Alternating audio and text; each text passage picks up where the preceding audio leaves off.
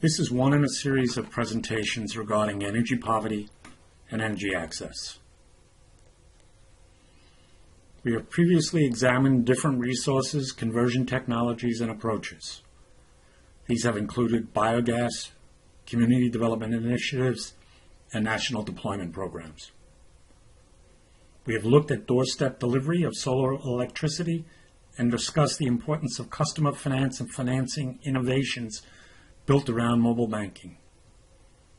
Small-scale grid-connected hydroelectricity has been covered, including a brief mention of the role and uncertainty surrounding carbon finance.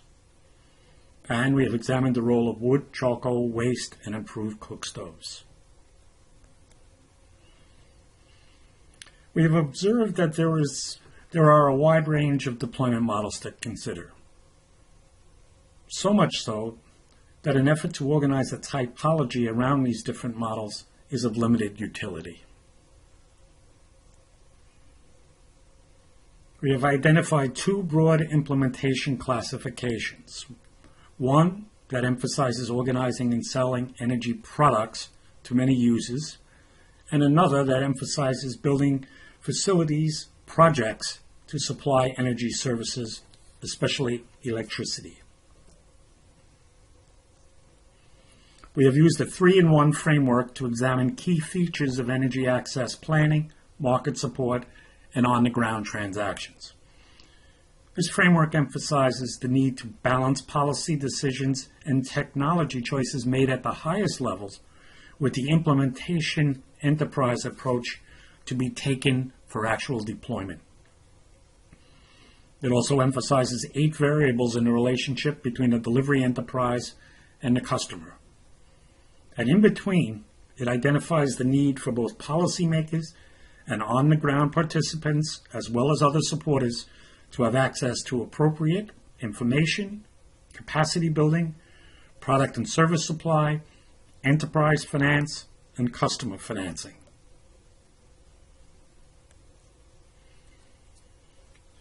What we would like to explore here is if there exists a simple but useful way of seeing the energy access space whole.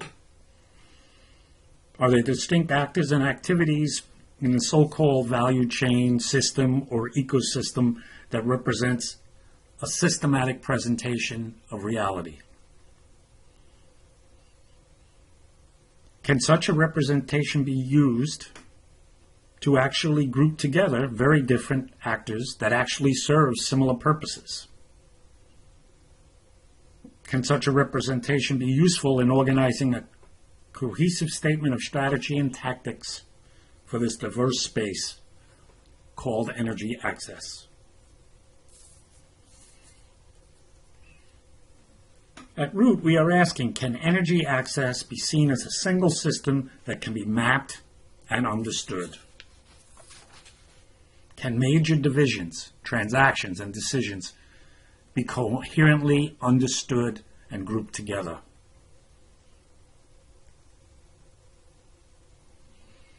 Can a specific strategy and set of tactics be articulated that represents a consensus of sorts regarding practices and views?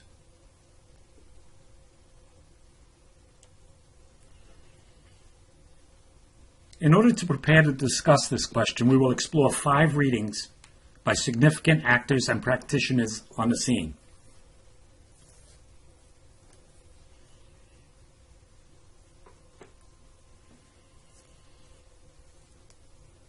The Heistra and Ashoka report, Access to Energy for the Base of the Pyramid, examines 5 market-based approaches: grid extension, devices, solar systems, rural co-ops, and financing.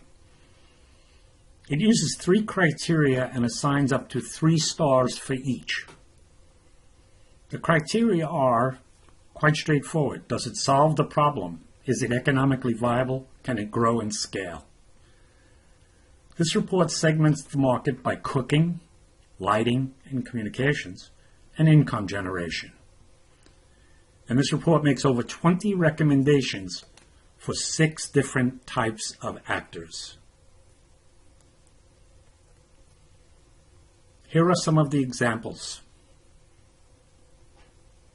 Lidec in Casablanca, Condesa, Colombia, Envirofit, cook stoves, D-Light, solar lighting, Grameen Shakti in Bangladesh, Selco in India, the AREAD program in Africa, and E&Co, which specialized in enterprise financing and services.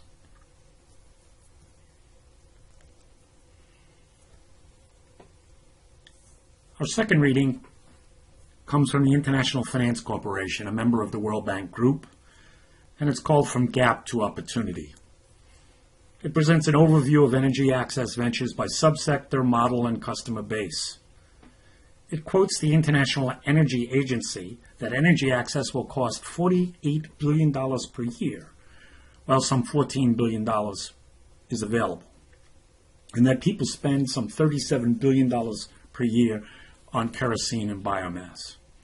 They surveyed 100 businesses and segmented the market by household devices and systems, community utilities, and grid extensions. They make 15 recommendations on business models, policy, and finance. And Chapter 4 is devoted to what can be done to scale up. Our next reading is from the Shell Foundation, entitled Accelerating Access to Energy. It represents a very specific enterprise and entrepreneur-centered approach. It proposes a 6-step theory of change and identifies 5 key causes of failures.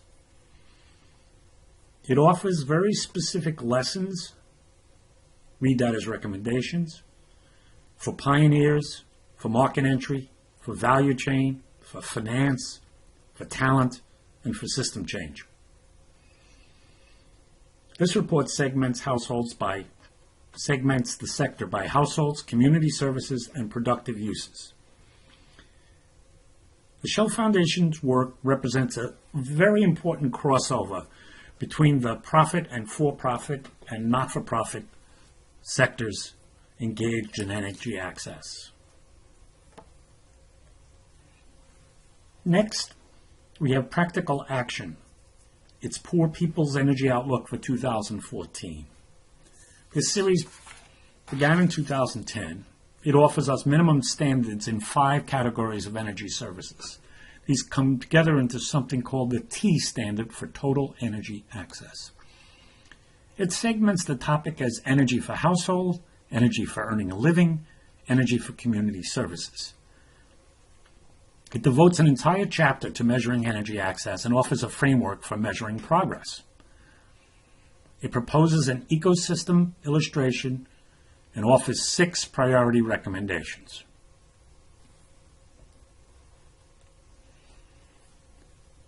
Our final reading comes from the William Davidson Institute.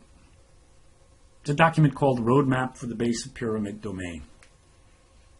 It explores all BOP enterprises, not just energy or energy access.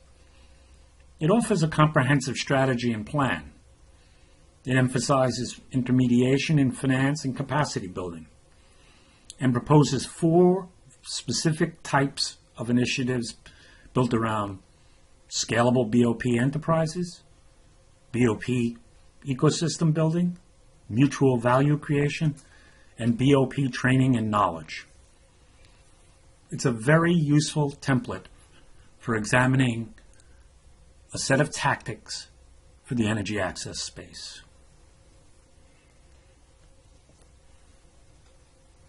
This illustration shows those tactics, somewhat different wording, but essentially an energy access sector building map. We offer it as a straw man illustration. A straw man is an idea or presentation to critique and improve.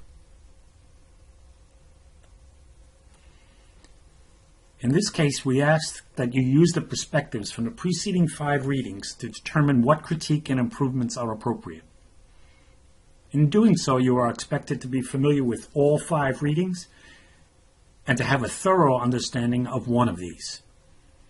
In our next meeting, Groups will have 30 minutes to assemble their views into a short presentation to the rest of the class on their one assigned deep reading. At the end of that time, we will discuss the issues raised and address the overall question. Can this sector, system, ecosystem, space, or value chain, whatever you call it, can it be mapped, understood, and approached with a coherent strategy and set of tactics?